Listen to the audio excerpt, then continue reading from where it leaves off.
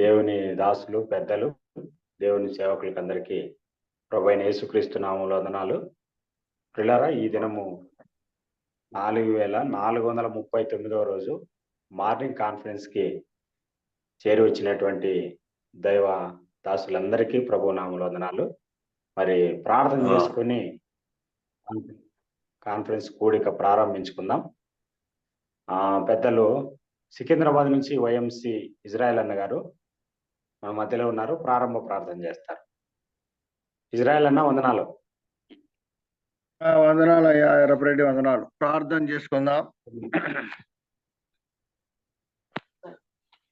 పరిశుద్ధుడివైన మా ప్రియ పరలోకపు తండ్రి, మహాగణుడా, మహోన్నతుడా, మహిమగల దేవ, నీ ఘనమైన నామానికి స్తుతులు, స్తోత్రాలు, వందనాలు. గడిచిన రాత్రి మంచి విశ్రాంతి నుంచి మా పడకల నుండి మమ్మల్ని సజీవులుగా ఉంచి ఈ ప్రాతకాలమున ఉదయకాలమున నాయన మరి మార్నింగ్ కాన్ఫరెన్స్ లో ఆయా ప్రాంతముల నుండి, పట్టణముల నుండి, గ్రామాల నుండి అందరినీ చేర్చి నిన్ను స్తుతించి కొని ఆడే కృపను మాకు అనుగ్రహించారు.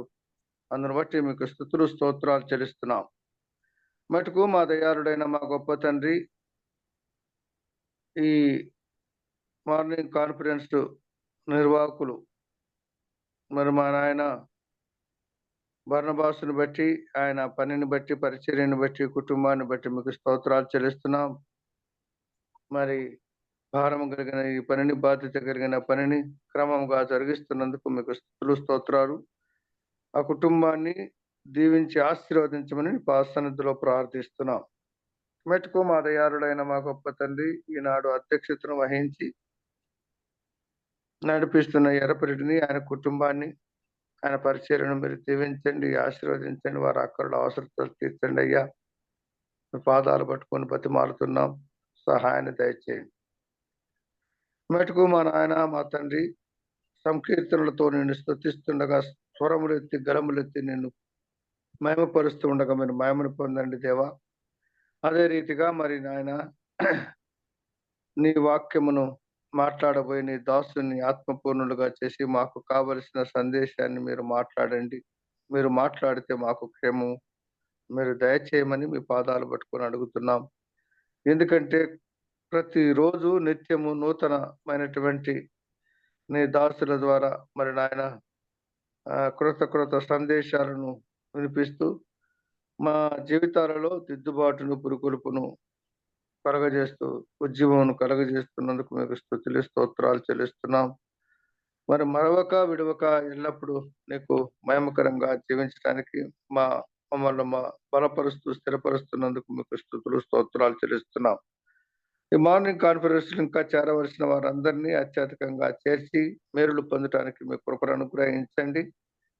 మరి మెట్టుకు మా నాయన వృద్ధులైన వారు కూడా అనేక మంది పెద్దలు ఈ ఉదయకాలమున, ప్రాతకాలమున నీ పాద సన్నిధిలో వారు అందరూ చేరి నిన్ను స్తుతిస్తుండగా వారికి మంచి ఆరోగ్యమును, శక్తిని, బలమును కూడా అనుగ్రహించండి. మీ కృపను దయచేసి మేలులతో నింపమని పాద సన్నిధిలో ప్రార్థిస్తున్నాం.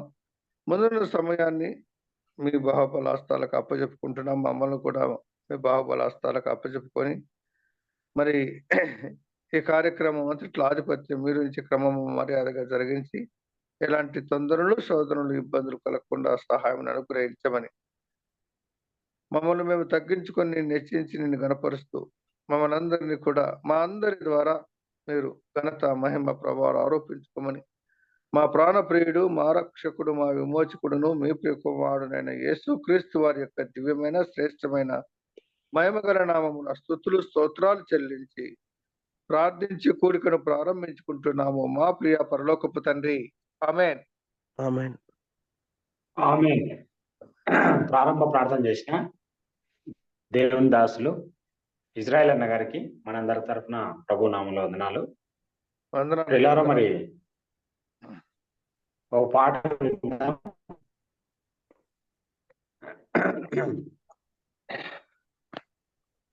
కడప జిల్లా బద్వేల్ నుంచి ప్రవీణ్ కుమార్ అన్న ఈ దినం పాటకి నిర్ణయించబడ్డాడు. అన్న వచ్చినాడన్నా? అన్న వందనాలన్నా. వందనాలు ప్రవీణ్ కుమార్. ఓకే, పాట పాడండి. ఈ అవకాశం ఇచ్చినటువంటి బర్నబాస్ అన్నకి, అలాగే బిడ్డమ్మన్నకి కూడా వందనాలు తెలియజేస్తున్నాను. మన పాట పుస్తకంలో నుండి వందనాలు బ్రదర్. 297వ పాట పాడుకుందాం. ఆరని ప్రేమ ఇది ఆర్పజ్వాలని జ్వాల ఇది అనేటువంటి పాట పాడుకుందాం. ఆరని ప్రేమ ఇది ఆర్పజాలని జ్వాల ఇది, ఆరని ప్రేమ ఇది ఆర్పజాలని జ్వాల ఇది, అతి శ్రేష్టమైనది అంతమే లేనిది, అవధులే లేనిది, అక్షయమైన ప్రేమ ఇది, అతి శ్రేష్టమైనది అంతమే లేనిది, అవధులే లేనిది, అక్షయమైన ప్రేమ ఇది, కలువరి ప్రేమ ఇది, క్రీస్తు కలువరి ప్రేమ ఇది, కలువరి ప్రేమ ఇది, క్రీస్తు కలువరి ప్రేమ ఇది, ఆరని ప్రేమ ఇది ఆర్పజాలని జ్వాల ఇది, సింహాసనము నుండి సిలువకు దిగి వచ్చినది, బలమైనది మరణము కన్నా మృతిని గెలిచి లేచినది, సింహాసనము నుండి సిలువకు దిగి వచ్చినది, బలమైనది మరణము కన్నా మృతిని గెలిచి లేచినది, ఇది సజీవమైనది, ఇదే సత్యమైనది, ఇదే నిత్యమైనది, క్రీస్తు యేసు ప్రేమ ఇది, ఇది సజీవమైనది,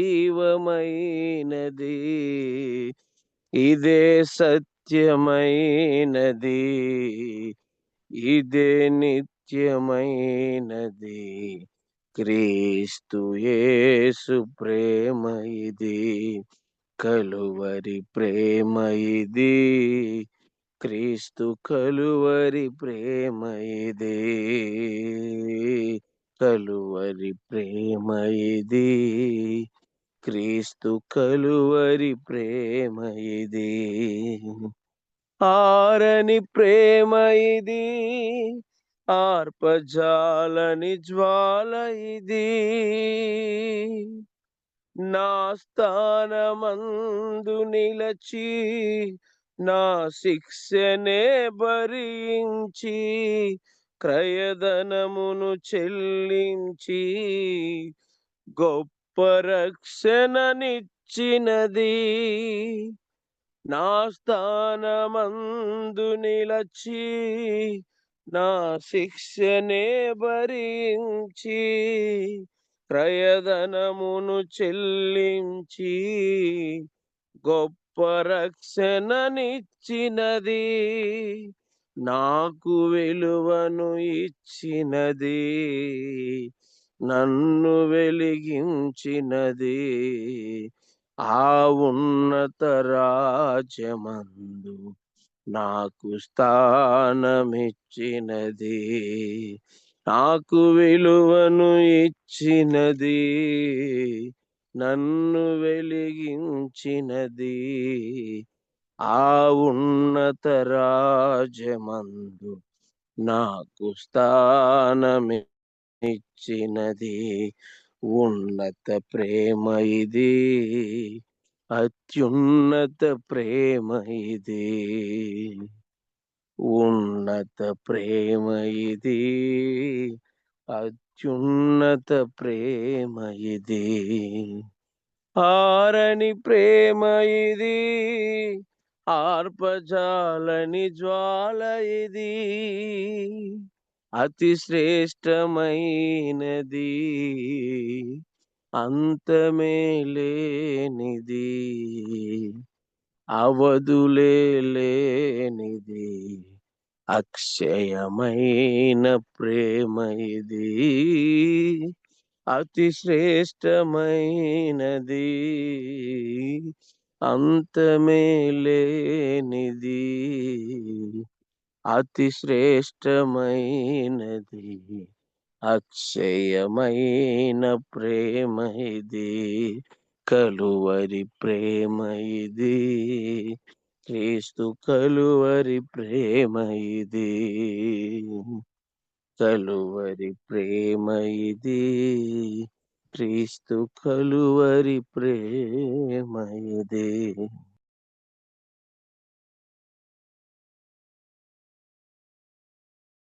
ఓకేనా? చక్కని మరి పాట పాడి దేవుని నామాన్ని గణపరిచినటువంటి మన ప్రియులు ప్రవీణ్ కుమార్ గారికి మన కాన్ఫరెన్స్ తరఫున ప్రభు నామములో వందనాలు. ప్రియులారా, మరి ఈ దినము నూజర్లపల్లి బాపట్ల జిల్లా నుంచి దేవుని సేవకులు చిన్న అంకయ్యన్న గారు మనకు వాక్యం అందించడానికి ఈ దినం సిద్ధపరచబడ్డారు. అంతకంటే ముందుగా మనము వాక్య సహాయం కోసం ప్రార్థన చేసుకుందాం. గాస్పల్ హాల్ సంఘ ప్రియులు ఆసాపన్న గారు మరి వాక్య సహాయం కోసం ప్రార్థనలో నడిపిస్తారు. అన్న ప్రార్థన చేస్తారన్న. వందనాలన్న ఆసాపన్న. వందనాలు. ఓకే అన్న, ప్రార్థన చేయండి. మమ్మల్ని మిక్కులుగా ప్రేమించిన మా పరలోకపు తండ్రి, ఆశ్చర్యకరుడా, అద్భుతకరుడా, దయామయుడా, కరుణా సంపన్నుడా, నీకు స్తోత్రాలు వందనం చెల్లిస్తున్నాం. మా జీవితాల్లో మరొక దినాన్ని పొడిగించిన విధానానికి నీకు స్తోత్రాలు. ఏ పాటి వారము, దుమ్ము ధూళి వంటి వారము, ఆవిరి వంటి వారము, అటు మమ్మల్ని మీరు జ్ఞాపకం చేసుకొని మా యశ్వకు దినం పొడిగించిన విధానంకి నీకు స్తోత్రాలు చెల్లిస్తున్నాం. ప్రత్యేకించిన ఈ ప్రాతకాలం నీ దర్శనాసందుకు రాగలిగే ఘనత మాకు ఇచ్చిన నీకు స్తోత్రాలు చెల్లిస్తున్నాం. ఇప్పుడే నీ కలువరి ప్రేమ గురించి, మీ శాశ్వతమైన నేను హద్దులు లేని ప్రేమను గురించి పాట విన్నాం. మా జీవితాల్లో మీ ప్రేమను రుజువు చేసిన విధానానికి నీకు స్తోత్రాలు చెల్లిస్తున్నాం. మరి జూమ్ కాన్ఫరెన్స్ బట్టి నీకు స్తోత్రాలు వందనాలు. 4439 దినాన వరకు మీరు నడిపిస్తూ వచ్చినారు. మీకు స్తోత్రక ముందు కూడా మీరు నడిపించి వేడుకుంటున్నాం. ప్రత్యేకించి ఆయన మీ దాసు వాక్యం అందిస్తుండగా మీ పరలోక వర్తమానం మా హృదయాలు తాకున్నట్టు కూర్చుకించండి. మీ దాసు మీ ఆత్మ తెంపి బలపరచమని, దయపాలింపజని, కృపను గ్రహించమని యేసునామమున అడిగి వేడుకుంటున్నాం స్వామి. ఆమేన్. ఆమేన్. మరి ప్రార్థన చేసిన పెద్దలు ఆసాపన్న గారికి మనందరి తరపున ప్రభునామములో వందనాలు. మరి ఈ దినం వాక్యం అందించడానికి మన ప్రియులు దేవుని సేవకులు నూజర్లపల్లి బాపట్ల జిల్లా నుంచి చిన్నంకయ్యన్న గారు మన మధ్యలో ఉన్నారు. 6 గంటల వరకు అన్న వాక్యం అందిస్తారు. మరి ఈ సమయాన్ని దేవుని సేవకులు చిన్నంకయ్యన్న గారికి అప్పగిస్తున్నాను. అన్న వందనాలన్నా. వందనాలన్నా. ఓకే అన్న, కొనసాగించండి అన్న, ప్రారంభించండి. ఓకే అన్న.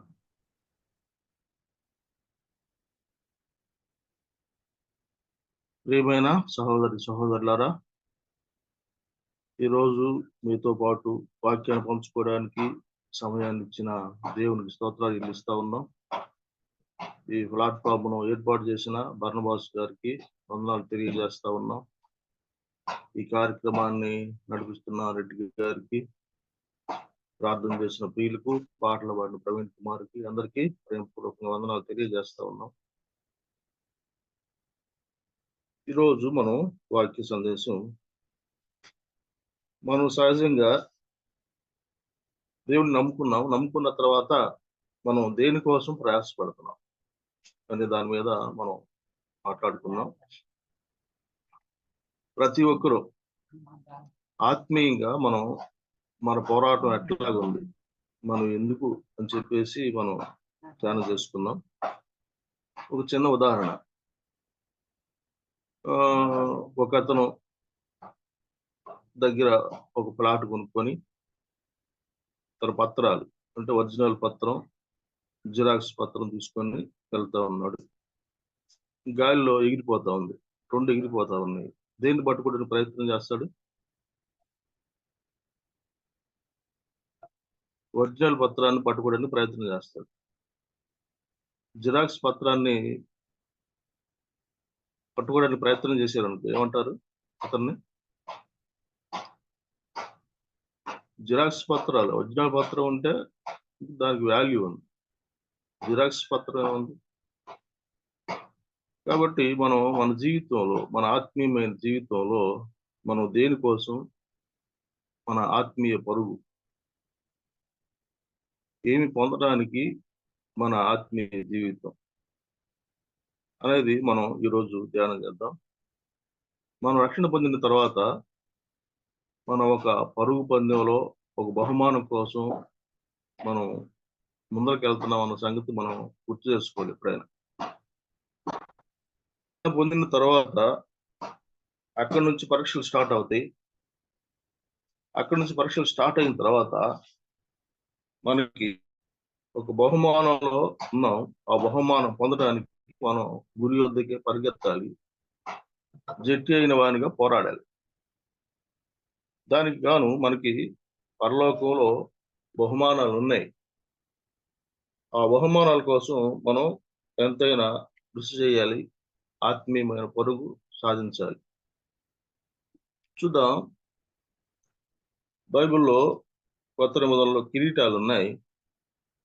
ఆ కిరీటాల గురించి ఈరోజు మనం ధ్యానం చేద్దాం. కిరీటాల గురించి మనం ధ్యానం చేద్దాం. చూద్దాం, యాకోబు పత్రిక. యాకోబు పత్రిక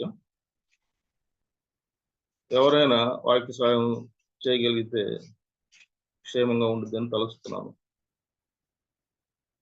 యాకోబు రాసిన పత్రిక 1వ అధ్యాయం 12వ వచనం.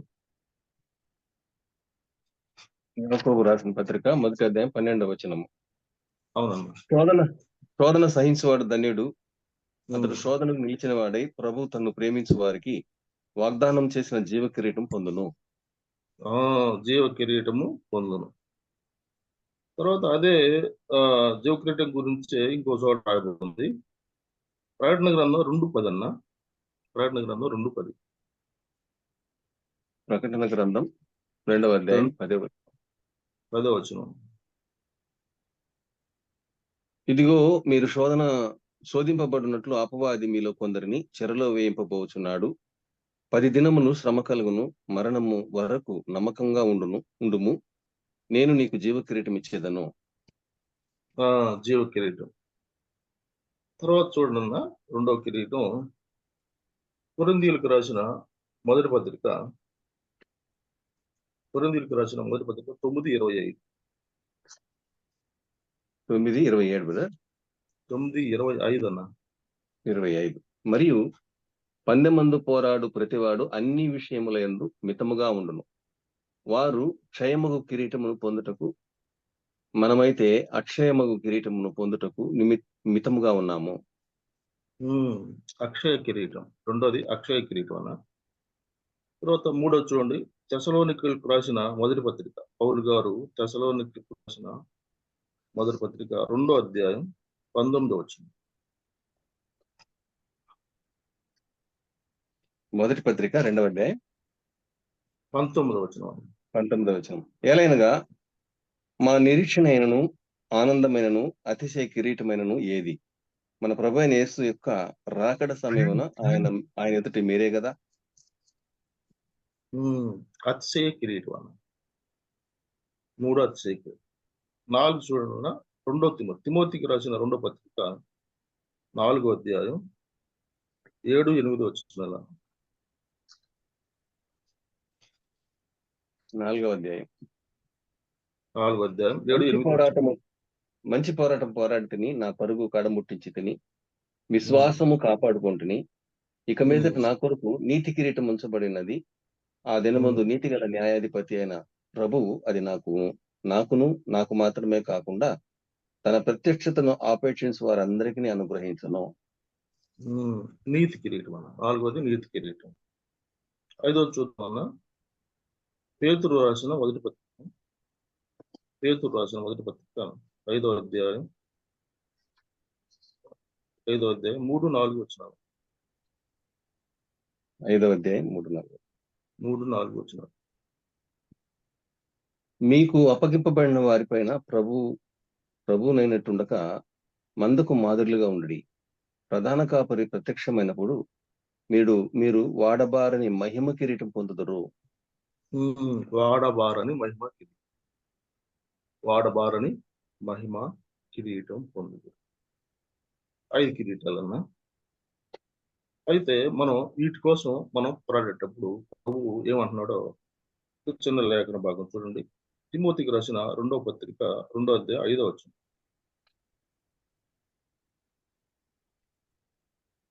తిమోతికి రాసిన 2వ పత్రిక 2వ అధ్యాయం 5వ వచనం.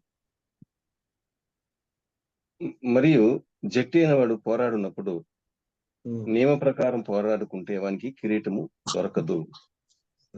నియమం ప్రకారం పోరాడుకుంటే వారికి కిరీటము దొరకదు. చిన్న ప్రార్థన చేస్తాను. గొప్ప దేవుడా, నీకే స్తోత్రాలు చెల్లిస్తా ఉన్నాం.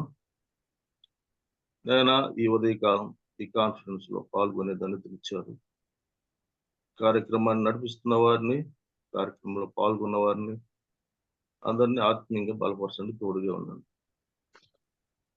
నాయన ప్రభా, ఇంతవరకు ప్రభా మీ పరిచర్యలో కొనసాగుతున్న బిడ్డలందరూ నాయన ఇది యథావిధిగా కంటిన్యూగా ఎన్నో దినాల నుంచి ప్రభా కార్యక్రమం నడిపించుకుంటూ వస్తా ఉన్నారు. నాయన నడిపించేవారిని, సహకరించేవారిని, పాల్గొన్న వారిని ప్రతి ఒక్కరిని ఆత్మీయంగా బలపరచండి, తోడుగా ఉంది. వాక్యం ఎత్తి ఉండగా మీరు మాతోటి వాక్యంతో మాట్లాడండి. మీ మాటల ప్రకారం మేమందరం వినటానికి సహాయం చేయమని, ఆ ప్రకారం నడవటానికి మాకు సహాయం చేయమని యేసు ప్రభు నామములో అడిగి వేడుకొంచు ప్రార్థన చేస్తున్నాం తండ్రి, ఆమేన్. ఇక్కడ మనం వాక్యాన్ని ధ్యానం చేస్తూ ఉన్నాం. మనం ప్రభువుని నమ్ముకున్న తర్వాత, రక్షణ పొందిన తర్వాత నుంచి మనం ఒక పరుగు పందెంలో, ఒక మంచి పోరాటంలో మనం పాల్గొన్నాం అన్న సంగతి మనం మర్చిపోవద్దు.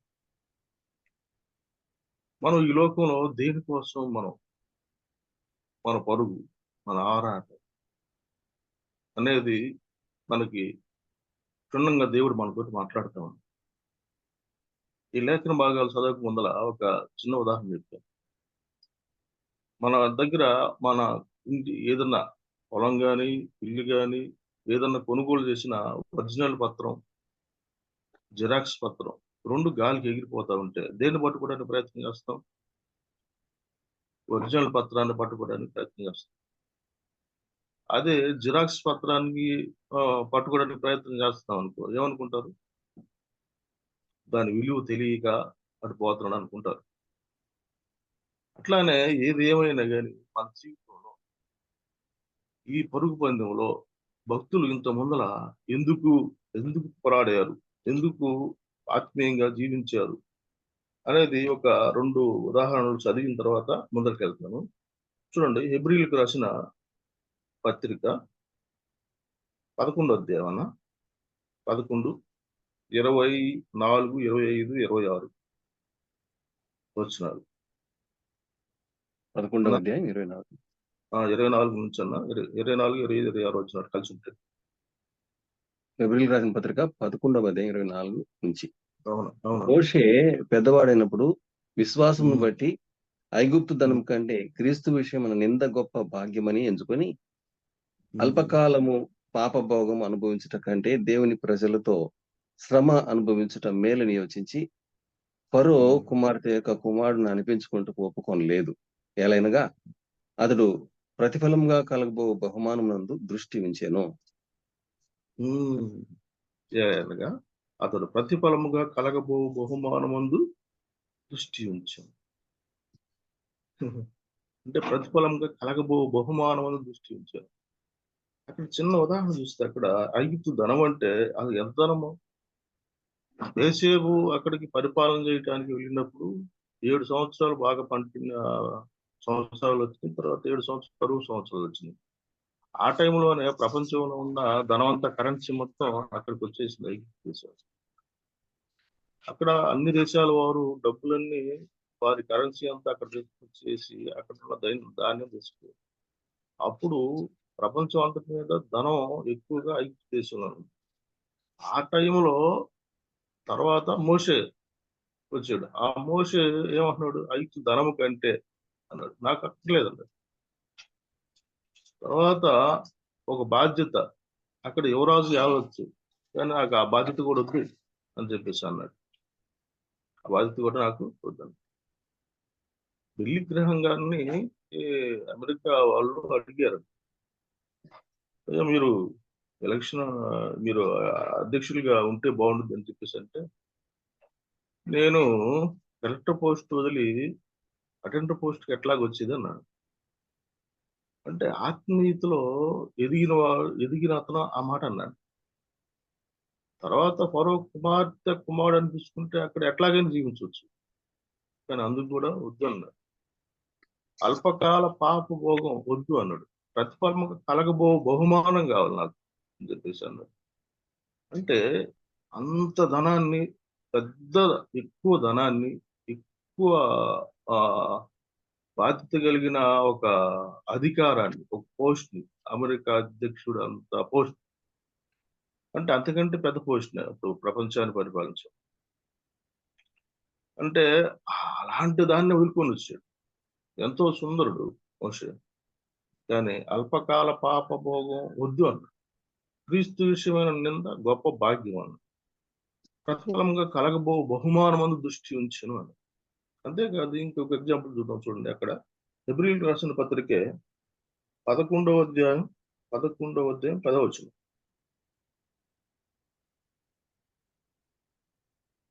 ఏలనగా దేవుడు దేనికి ఆ, శిల్పియు నిర్మాణకుడునై ఉన్నాడో ఉమ్, పునాదులు గల ఆ పట్టణం కొరకు అబ్రహాము ఎదురు చూచుచుండెను. చూడండి, అబ్రహాము ఏమన్నాడు? ఆయన కట్టాలంటే ఎన్నో కడతాడు. ఆయన బహుధనవంతుడు.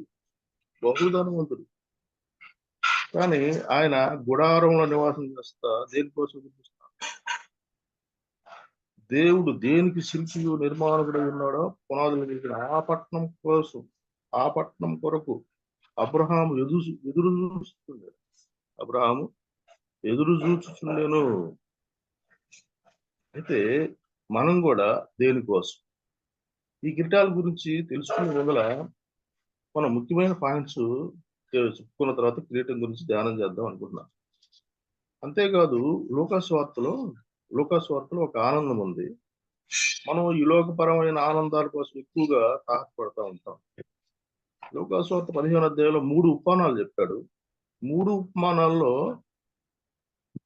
ఎందుకోసం, ఎక్కడ సంతోషం కోసం, ఎక్కడ ఆనందం కోసం అనేది స్పష్టంగా రాయబడింది. చూడండి, లూకాసు వార్త 15:7 చూడండి.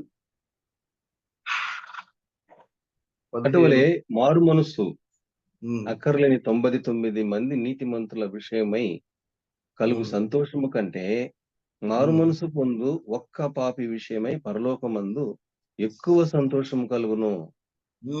పరలోకమందు ఎక్కువ సంతోషం కలిగిద్దంట. పరలోకమందు ఎక్కువ సంతోషం కలిగే విషయాల మీద మనం దృష్టి ఉంచాలి. పరలోకమందు ఎక్కువ సంతోషం కలిగే విషయాల మీద దృష్టి ఉంచాలి. అంతేకాదు 10వ వచనంలో కూడా ఉందన్న, అటువలే మారు మనసు పొందు ఒక పాపి విషయమై దేవుని దూతల ఎదుట సంతోషము కలుగునని మీతో చెప్పుచున్నాను. అంటే దేవుని దూతల ఎదుట సంతోషం, దేవుని దూతల ఎదుట సంతోషం, పరలోకంలో సంతోషం. అదే విషయాన్ని ఆ కుమారుడు తెలుసుకుని వచ్చిన తర్వాత కూడా అదే అంటున్నాడు. తండ్రి ఏమంటున్నాడు? 32వ వచనంలో, మనము సంతోషపడి ఆనందించడం యుక్తమే, ఈ నీ తమ్ముడు చనిపోయి తిరిగి బ్రతికెను. అంటే చూడండి, 3 ఉపమానాలు చెప్తే ఆ 3 ఉపమానాల్లో మెయిన్ ఇదే. ఒక పాపి నరకానికి వెళ్లకుండా, పాతాళానికి వెళ్లకుండా పరలోకానికి రావటమే పరలోకంలో సంతోషం, దేవుని దూతల ఎదుట సంతోషము, తండ్రి యొక్క సంతోషము. ఈ సంతోషం మనదై ఉండాలి. అలాగైతే ఇక్కడ ఈ కిరీటాలన్నీ ఈ మనం సంఘంగా ఎత్తబడిన తర్వాత ఇవి మనకి బహుకరించిపోతా ఉన్నాడు దేవుడు. మనం పరలోకమందు ఒక దృష్టి ఉంచేటట్లుగా ఆ పరలోకంలో ఏది మెయిన్ ఏంటి అనేది మనం ఖచ్చితంగా గమనించాలి. మనం సహజంగా దేనికోసం తాపత్రపడుతూ ఉంటామంటే, చూడండి మత్తయి సువార్త 6:33 అన్న. 6వ అధ్యాయం 33వ వచనం. కాబట్టి మీరు ఆయన రాజ్యమును నీతిని మొదట వెదకుడి, అప్పుడు అవన్నీ మీకు అనుగ్రహింపబడును. 34 కూడా చదవన్నా. 34 కదా. అక్కడ రేపటిని గురించి చింతపడకుడి, రేపటి దినము దాని సంగతులను గురించి చింతించును. ఏనాటి కీడు ఆనాటికి అంతే. చాలు. అంటే ఇక్కడ ఏమంటున్నా అంటే, మొదట దేవుని ఆయన రాజ్యాన్ని నీతిని వెదకండి, అప్పుడు అవన్నీ మీకు అనుగ్రహించబడును అంటున్నాడు. అంతేకాదు, అసలుకి అక్కడ ఒక మాట చెప్తున్నాడు, రేపటిని గూర్చి మీరు చింతించవద్దు, రేపటి దినం దాని సంగతుల గురించి అదే చింతిస్తుందంట. రేపటి గురించి మనకి ఏది కావాలో అదే చింతిస్తూ ఉంది. అంతే. మనకి చిన్న ఉదాహరణలో చెప్పుకోవచ్చు. ఒక ఉదాహరణ చెప్తాం. నిర్గమకాండంలో మనకు తెలుసు 16వ అధ్యాయంలో మన్నాని వారు ఎక్కడికి ప్రయాణం అయితే అక్కడే మన్నాని ఆకాశం నుంచి కురిపిస్తూ ఉన్నాడు. నిన్నటి దినాన 40 కిలోమీటర్ల దూరం అవుతుంటే అక్కడే కురిపించేవాడు. ఈ రోజు 40 కిలోమీటర్ల దూరం యువతలు అయితే ఇక్కడే కురిపించేవాడు. సంఖ్యాకాండం 11వ అధ్యాయంలో కూడా వారు మాంసం కావాలంటే ఆ పక్షులను వారు ఒక దినం నడిచేంత ప్రయాణం మొత్తం అక్కడే కురిపించాడు. అంటే ఏదైనా కానీ అవసరం కొద్ది. అసలు దేవుడు రేపు ఈ విధంగా ఎట్లా పోషించాలని చెప్పేసి వాటి కోసం దేవుడే దాన్ని సమకూర్చి అందిస్తాడు. అలాగైతే మనం దేవుని నమ్ముకున్న తర్వాత మనం ఒక ఆత్మను రక్షించడానికి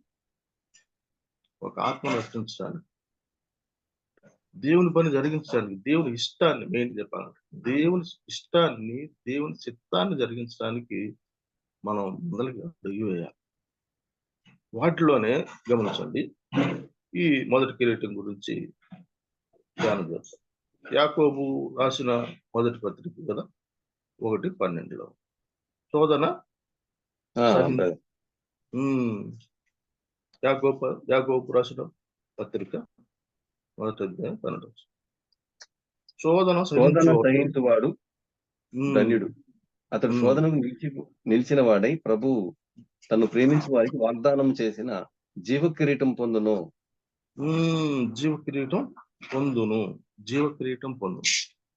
శోధన సహించువాడు ధన్యుడు. శోధనలు అనేవి అనేక రకాలుగా, నానా రకాలుగా ఉన్నాయండి. చూడండి, నానా రకాలుగా ఉంది. ఒక రకమైన శోధన కాదు. శోధన అంటే ఒక రకమైనది కాదు, నానా రకాలైన శోధనలు ఉన్నాయి. ఎన్ని రకాలు ఉన్నాయో చూడండి. ఆ మాట కూడా మనకి వ్రాయబడి ఉండింది. పేతురు రాసిన మొదటి పత్రిక 6వ అధ్యాయం, మొదటి అధ్యాయం 6వ వచనం 7వ వచనం. ఇందువలన మీరు మిక్కిలి ఆనందించుతున్నారు గాని అవసరమును బట్టి నానా విధములైన శోధనల చేత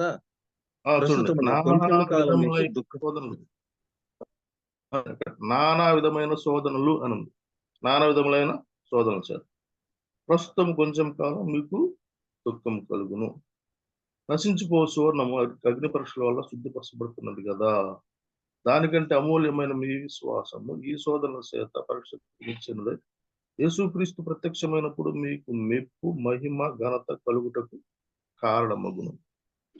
అంటే ఇక్కడ ఏమన్నా అంటే, యాకోబు పత్రికలో శోధన సహించువాడు ధన్యుడు అన్నాడు. పేతురు పత్రిక వచ్చేలకి నానా విధములైన శోధనలు అన్నాడు. నానా విధములైన శోధన. శోధన సహించాలి, శోధన జయించాలి. శోధనను జయించాలి. మనం గమనిస్తే యోబు శోధనని సహించాడు. ఎట్లా సహించాడు? ఆ శోధన అనేది ఎట్లా వస్తుందంటే, శోధకుడు శోధించే శోధన అసలుకి అంటే ఆగిపోకుండా వస్తూ ఉండిద్ది. ఆగిపోకుండా వస్తూ ఉండిద్ది. అక్కడ అసలుకి ఒకదాని వెంట ఒకటి, ఒకదాని వెంట ఒకటి, ఒకదాని వెంట ఒకటి వచ్చినప్పుడు మనం ఎట్లా ఉన్నాం? ఈ శోధనలో సహించగలుగుతారా లేదా అని చెప్పేసి అదొక రకమైన శోధన. అది మొట్టమొదటికి ఏబికే ఈ గ్రంథంలో, బైబిల్ గ్రంథంలో మొట్టమొదటిగా రాసిన పుస్తకం ఏదయ్యా అంటే ఏబు గ్రంథమే. ఏబు గ్రంథం. ఆ ఏబు గ్రంథంలో దేవుడు ఆయన విశ్వాసాన్ని పరీక్షించడానికి మనం పేతురు పత్రికలో మనం చదువుకున్నట్లు సహాయం చేయండి. పేతురు పత్రిక 1వ అధ్యాయం 7వ వచనం చూడండి. 1వ అధ్యాయం 7వ నశించిపోవు సువర్ణము నశించిపోవు సువర్ణము అగ్ని పరీక్ష వలన శుద్ధపరచబడుతున్నది కదా, అగ్ని పరీక్ష వల్ల శుద్ధిపరచబడుతుంది కదా. దానికంటే అమూల్యమైన మీ విశ్వాసం దానికంటే అమూల్యమైన మీ విశ్వాసము ఈ శోధనల చేత పరీక్షకు నిలిచినదై ఈ పరీక్షకు నిలిచినదై. యేసుక్రీస్తు అక్కడ ప్రత్యక్షమైనప్పుడు మీకు మెప్పును మహిమయు ఘనతయు కలుగునుగా కారణం. కలుగును అంటే ఇక్కడ ఏమన్నాడు? విశ్వాసానికి పరీక్ష, విశ్వాసానికి పరీక్ష. ఇప్పుడు ఒకటి మనం గమనిద్దాం. బొగ్గుండుద్ది, బొగ్గుకు పరీక్ష అక్కర్లేదు, బొగ్గుకి పరీక్ష అక్కర్లేదు. సువర్ణానికి అదే బంగారానికి పరీక్ష అవసరం, బంగారానికి పరీక్ష అవసరం. నశించిపోవు సువర్ణము అంటే తీయబడని, గనిలోంచి తీయబడని బంగారం అక్కడే ఉండేది, అది అక్కడే నశించిపోద్ది. కానీ అది బయటికి తీసిన తర్వాత దానికి టెస్ట్లు ఎన్నో అవసరం, దాని పరీక్షలు అవసరం. అలాగైతే ఇక్కడ ఒక విశ్వాసికి విశ్వాసంలో ఎదుగుదలకు శోధన అనేది ఒక టెస్ట్, ఇది ఒక పరీక్ష. ఈ శోధన నాకు ఎందుకు కలుగుతున్నాయా అని చెప్పేసి అనుకోవడం కాదు, దాన్ని మనం సహించగలిగే విధంగా ఉండటానికి, తర్వాత దాన్ని జయించగలిగే విధంగా ఉండటానికి అపవాది అనే శోధకుణ్ణి ఈ భూలోకంలో ఉంచాడు. అంటే అపవాది ఉన్నంత వరకు వాడు శోధకుడే, వాడు శోధిస్తానే ఉంటాడు. దేవుడు పరిశోధిస్తాడు, వాడు శోధిస్తాడు, దేవుడు పరిశోధిస్తాడు.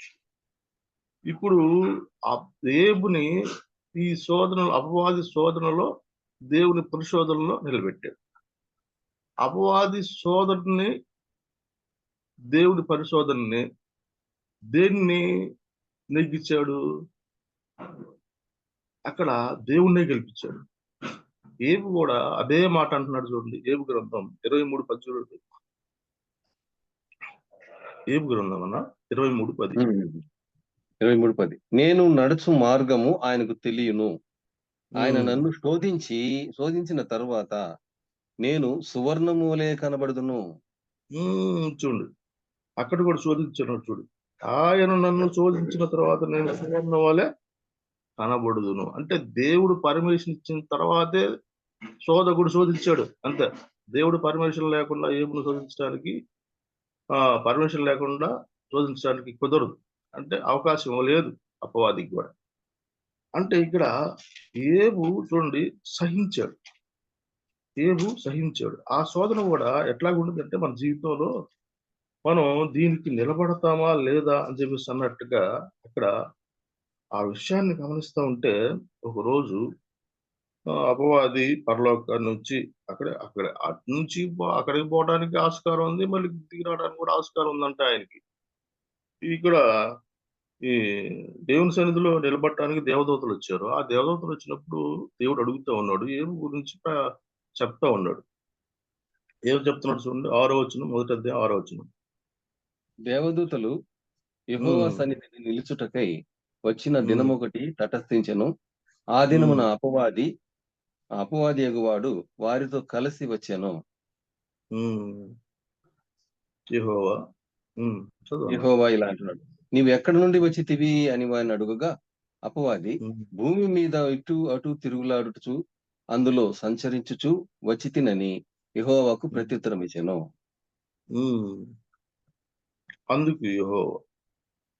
అందుకు నీవు నా సేవకుడైన సంగతి ఏబు సంగతి ఆలోచిస్తువా అంటే అతడు యథార్థవంతుడు,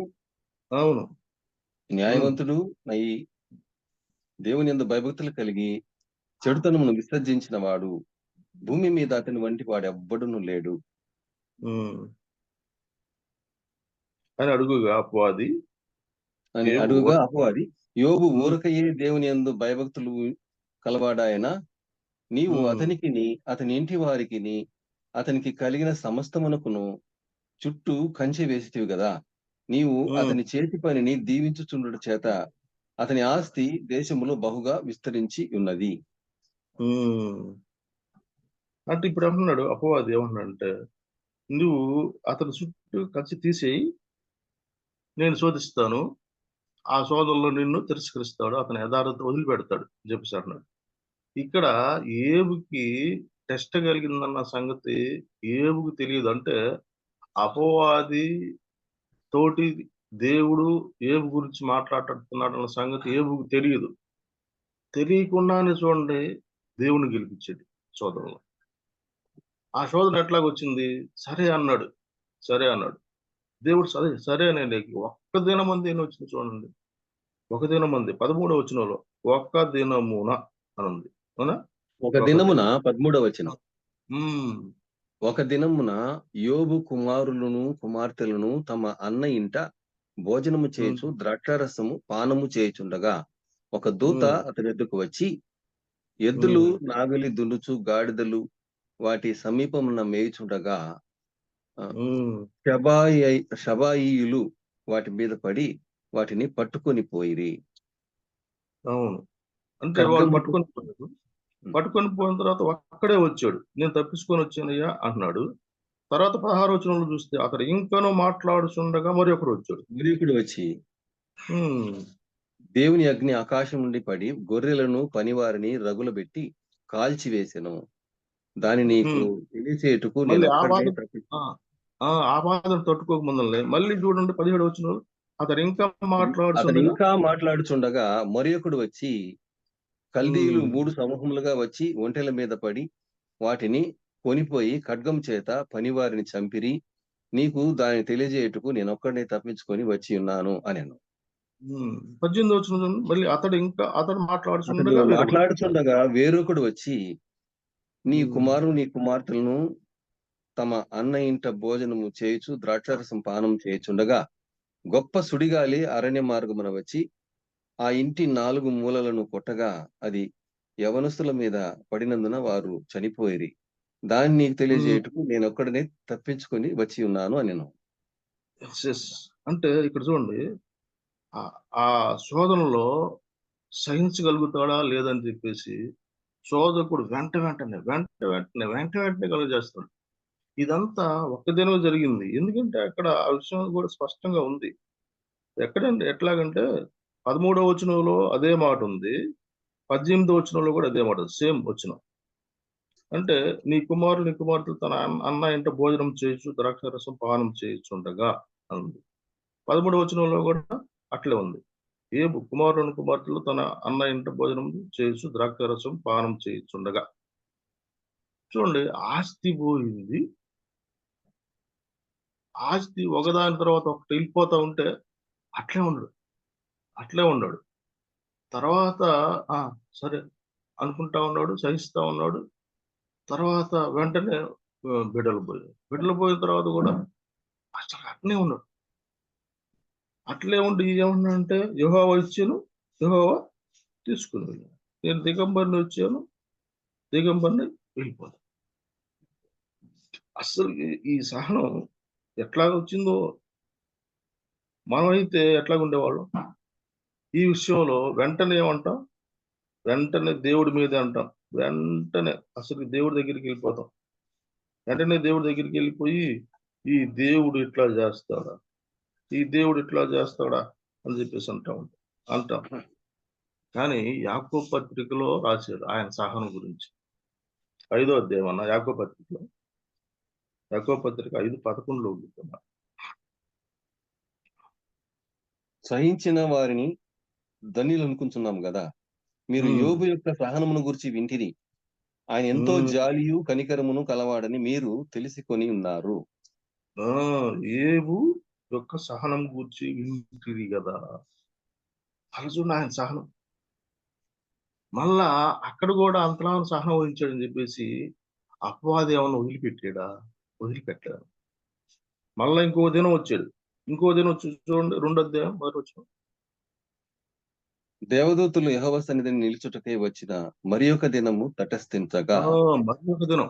ఒక దినం కుదరకపోతే మరి ఒక దినాన్ని కూడా రావడానికి ఇష్టపడతా ఉంటాడు శోధకుడు. అక్కడ కూడా మనకి మించిన శోధనలు వస్తాయి. అక్కడ కూడా ఇక చూడండి, ఇక్కడ మనం గమనిస్తే అక్కడేమో ఆస్తి పోయింది, బిడ్డలు పోయారు. ఇక నుంచి ఇంకా ఎక్కువ పెట్టాడు. ఎక్కువ ఎట్లా పెట్టాడు? భార్య అంటే ఆదాము లొంగకపోతే ఆ పండు తినేటప్పుడు అవ్వ ద్వారా ఆదాము పండు తినిపించాడు. అవే తిన్న ముందర. అట్లానే ఈ భార్య అనే అస్త్రం కూడా ఉపయోగించాడు. కానీ అక్కడ కూడా ఏమన్నాడు? మూర్ఖురాలు మాట్లాడినట్టు నువ్వు మాట్లాడుతున్నావు అన్నాడు. మూర్ఖురాలా అనలేదు. అదే 2:9లో. అతని భార్య వచ్చి నీవు ఇంకనూ ఉమ్. యథార్థతను వదలకుందువా? దేవుని దూషించి మరణము కమ్మనెను. అందుకతడు మూర్ఖురాలు మాట్లాడునట్లు నీవు మాట్లాడుచున్నావు. మనము దేవుని వలన మేలు అనుభవించదుమా? కీడును మనం అనుభవింప తగదా అని నేను. ఈ సంగతులలో ఏ విషయమందును యోబు నోటి మాటతోనైనను పాపము చేయలేదు. అవునవును. అంటే ఈ భార్యని ఒక అస్త్రంగా ఉపయోగించుకున్న కూడా రోగం పెట్టాడు. నన్నెత్తి నుంచి అరికాల వరకు కురుపులు వచ్చే విధంగా చేశాడు. అసలుకి ఆ కురుపులు వచ్చే విధంగా చేసినా కానీ ఏమన్నా అంటే అసలుకి దేవుడినే కనపరుస్తున్నాడు కానీ అసలుకి ఏమంటలేదు అసలుకి అక్కడే ఉండిద్ది కదా. అక్కడే 5వ వచనం. ఇంకొకసారి నీవు చేయి చాపి అతని ఎముకను అతని దేహమును ముత్తినెడ్ల అతడు నీ ముఖము ఎదుటనే దూషించి నిన్ను విడిచి పోవును అనెను. చూడండి ఇన్ని రకాలుగా.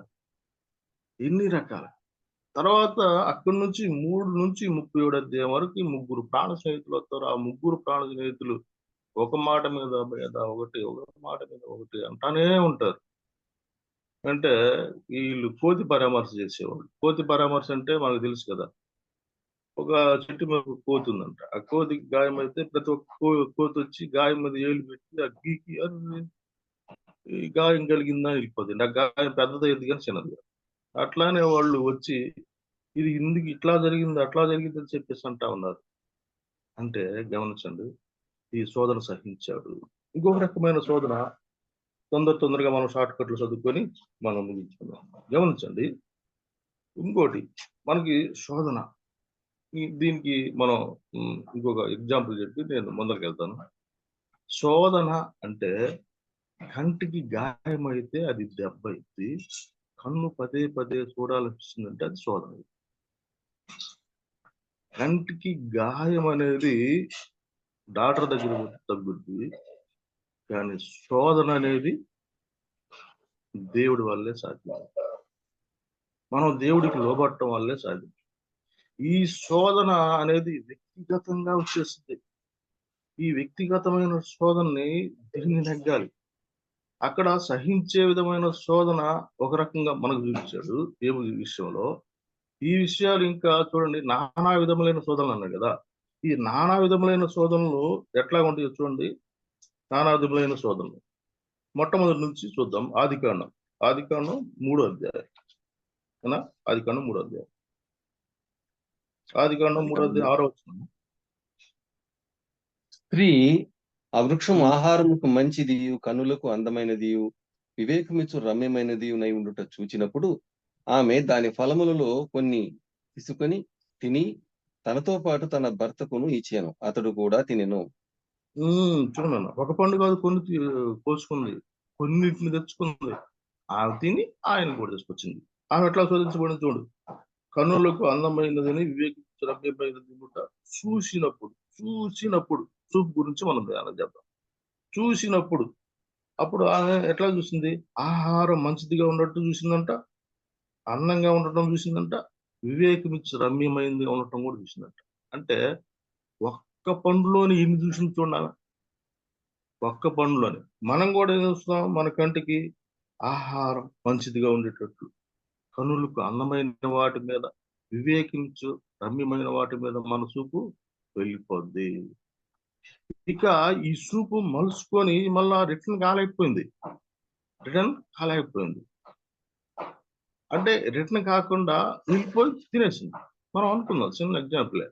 ఆ తోటలో 100 వృక్షాలు ఉంటే, 100 ఫలాల చెట్లు ఉంటే, ఒక్క ఫలం చెట్టే వద్దన్నాడు, 99 తినమన్నాడు.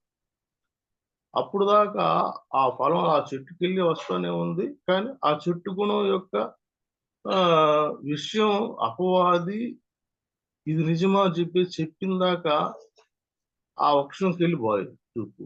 తర్వాత ఆ విషయం చెప్పిన తర్వాత ఆ మిగతా వృక్ష ఫలాలకి వెళ్ళి మొత్తం దృష్టి తొలగించేసి ఇటే పెట్టేసి అది తిన్నదాకా అట్లే ఉంది.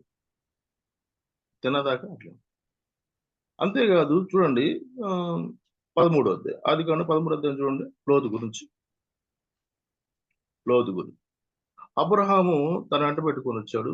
తర్వాత ఆస్తి పెరిగిన తర్వాత, అయ్యా మీ కాపురికి మా కాపురికి కలహాలు వస్తున్నాయి, అన్ని జనాల దగ్గర సాక్ష్యం పోయింది, వద్దు, నువ్వు అటు వెళ్తే నేను ఇటు వెళ్తాను అంటే, అప్పుడు ఈయన ఎట్లా చూసాడు చూడండి. 10వ వచనం, 13:10.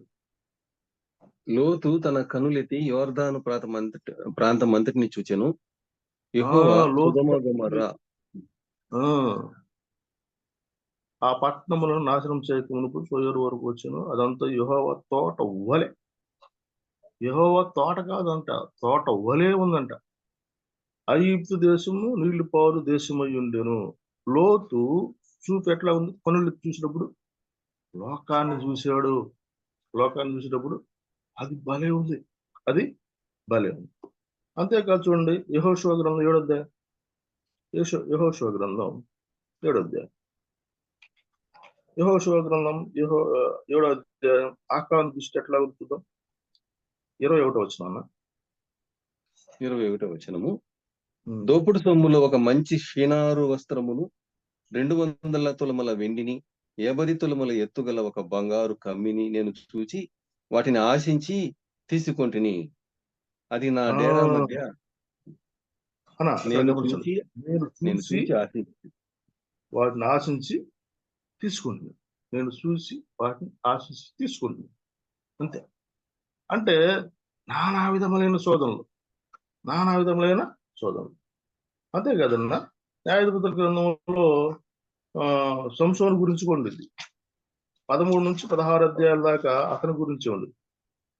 ఎక్కడికి పోయినా కానీ తన కనుతోటి చూస్తానే ఉన్నాడు. 13 అధ్యాయంలో, 14 అధ్యాయంలో, 16 అధ్యాయంలో అట్లానే ఉండిద్ది. చూడండి, 14 అధ్యాయం మొదటి వచనం. సంసోను తిమ్నాతునకు వెళ్ళి తిమ్నాతులో ఫిలిష్తీయుల కుమార్తెలలో ఒకతెను చూచెను. అంతేకాదు మళ్ళీ మనం చూస్తూ ఉంటే 16 అధ్యాయం మొదటి వచనం. తరువాత సంసోను గాజాకు వెళ్ళి వేశ్యనొకతను చూచి ఆమె వద్ద చేరెను. తర్వాత 4వ వచనం. పిమ్మట అతడు సోరేకు లోయలోనున్న దెలీలా అను స్త్రీని మోహింపగా, అది చూశాడు, మోహించాడు, తర్వాత తప్పులు దిగాడు. అంటే ఒకటి గమనించండి, ఇక్కడ మనం ఈ శోధనలో హవ్వకి శోధన కలిగింది, లోతుకి శోధన కలిగింది లోకం పట్ల, ఆకానికి శోధన కలిగింది ప్రభు పట్ల, సంసోనికి శోధన కలిగింది వ్యామోహం పట్ల. కానీ ఈ శోధన కలిగినప్పుడు దేవుడు చూస్తా ఉన్నాడు, తప్పించుకునే మార్గం కూడా ఏర్పాటు చేస్తాడు. ఆ విషయం కూడా గమనించండి. 1 కొరింథీ 10:13 అన్న.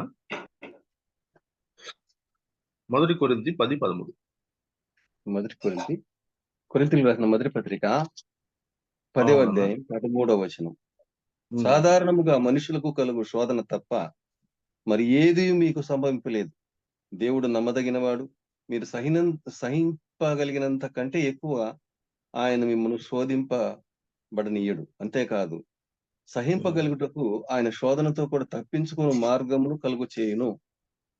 చూడండి, తప్పించుకునే మార్గాన్ని కూడా కలుగు చేస్తాడు. ఇక్కడ ఒకటన్నా మెయిన్ పాయింట్, తప్పించుకునే మార్గం అవ్వకు కూడా కలుగు చేస్తాడు. తప్పించుకునే మార్గం లోతుకు కూడా కలుగు చేశాడు. తప్పించుకునే మార్గం ఆకారం కూడా కలుగు చేశాడు. తప్పించుకునే మార్గం సంశోధనం కూడా కలుగు చేశాడు. ఏసేపుకే కాదు, ఏసేపుకేనా తప్పించుకునే మార్గం కలుగు చేసింది? మనకు తెలుసు కదా ఏసేపు గురించి 39 పొతీఫరు భార్య దగ్గర ఆయన తప్పించుకుని వెళ్ళాడా లేదు? ఇక్కడ శోధన గెలిచలేదు.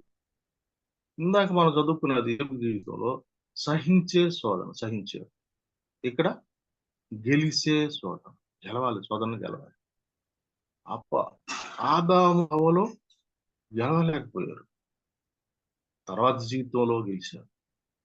లోతు గెలవలేకపోయారు, ఆకాను గెలవలేకపోయాడు, సంసోను గెలవలేకపోయాడు, యోసేపు గెలిచాడు. అలా అయితే నీవు నేను ఎట్లాగున్నాం? నీవు నేను ఎట్లాగున్నాం? శోధనలో గెలిచేటప్పుడు దేవుడు యేసు ప్రభువే మానవుడిగా భూలోకానికి వచ్చి ఆ శోధనని నెగ్గకుండా మనకు చెప్పలేదు, ఆయన కూడా నెగ్గాడు. చూడండి, అక్కడే లూకా సువార్తలో 4వ అధ్యాయంలో ఉంటుంది, మత్తయి సువార్త 4వ అధ్యాయంలో ఉంటుంది. సమయం తక్కువగా ఉంది కాబట్టి తొందరగా వెళ్ళిపోదాం. చూడండి, లూకా సువార్త 4వ అధ్యాయం, లూకా సువార్త 4వ అధ్యాయం అన్న 4వ అధ్యాయంలో కూడా అపవాది యేసు ప్రభుకి ఏం చూపించాడు చూడండి. అక్కడ 5వ వచనం. 5వ వచనము. అప్పుడు అపవాది ఆయనను తీసుకుని పోయి భూలోక రాజ్యములన్నిటినీ ఒక నిమిషములో ఆయనకు చూపించి, ఈ అధికారం అంతేవి అన్న నాకు ఆ పాయింట్ వచ్చింది.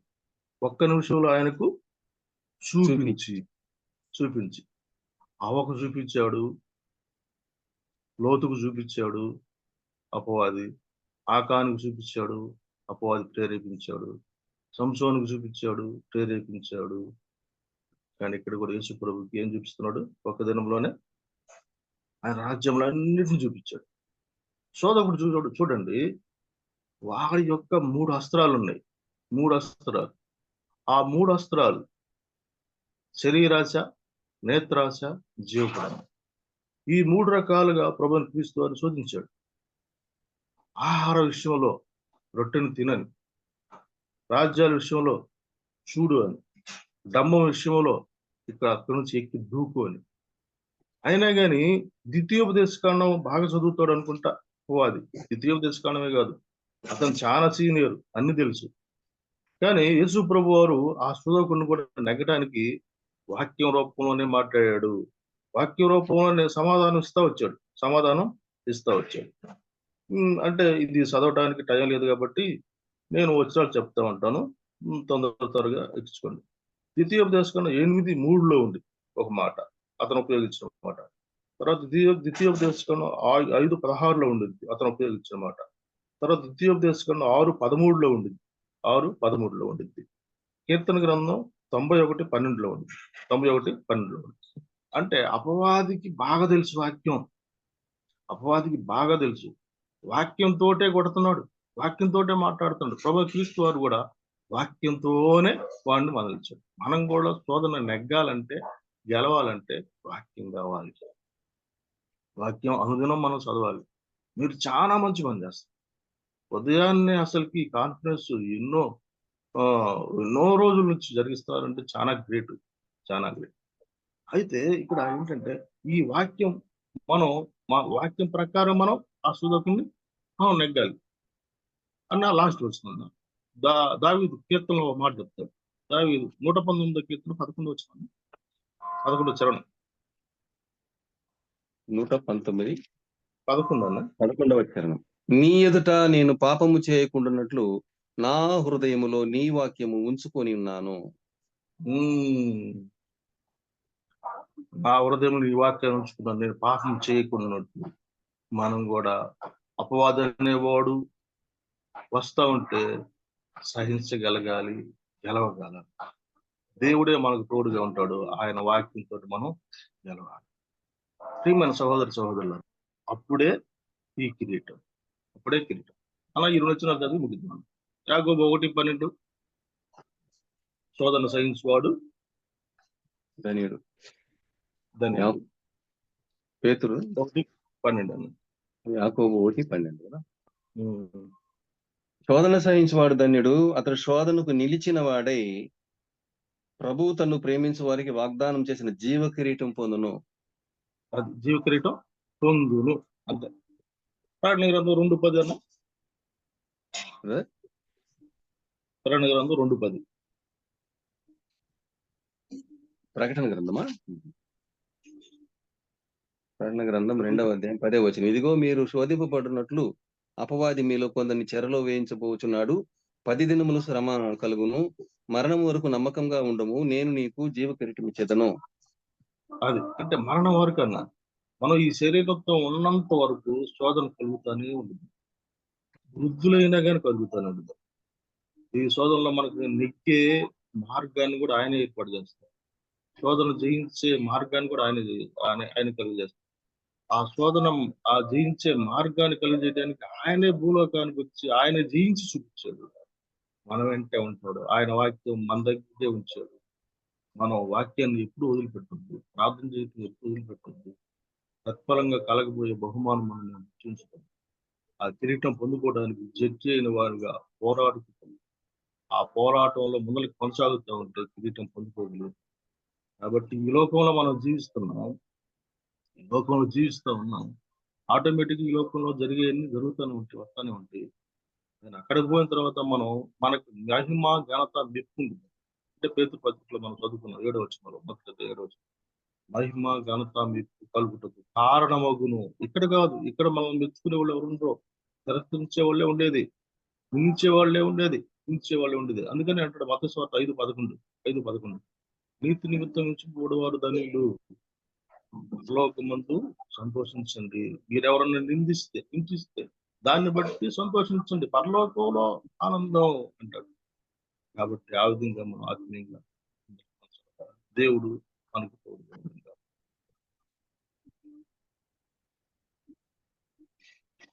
అన్నా 6 అయిందన్నా, ఎక్కడ పదా 6 అయిందన్నా, సమయం 6 అయింది. అయిందా? ఎరపరెడ్డి బ్రదర్.